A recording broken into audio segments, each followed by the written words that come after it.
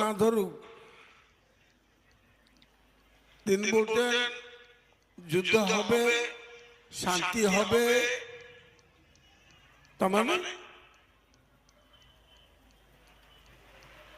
বেদের একটা সূক্ত আছে, অহং বহুস্বামী প্রজয়,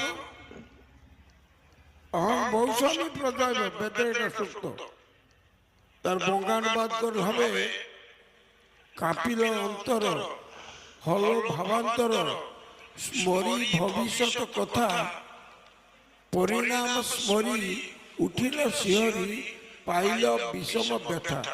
এটা কবিতার ছন্দে তথ্য, আর তত্ত্বকে গেলে বিশাল একটা বই হয়ে যাবে। যুদ্ধ হবে। আগে মহাভারত যুদ্ধে কি হয়েছিল? কি হয়েছিল?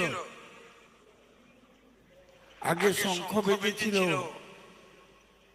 দেখেন না গীতার প্রথম অধ্যায়তে শঙ্খধ্বনি, মানে যুদ্ধ হওয়ার আগে শঙ্খ বাজিবে।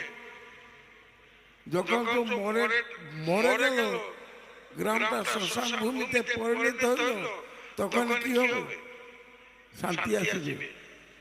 যুদ্ধের পরে শান্তি আসবে, শীতের পরে গ্রীষ্ম আসবে, গ্রীষ্মের পর বর্ষাকাল আসবে। এই জন্য প্রকৃতির অনুবর্তনের খেলা। মহাভারত যুদ্ধের পর শান্তি, শঙ্খধ্বনির পর বংশীধ্বনি হবে। এটা চিরন্তন প্রথা।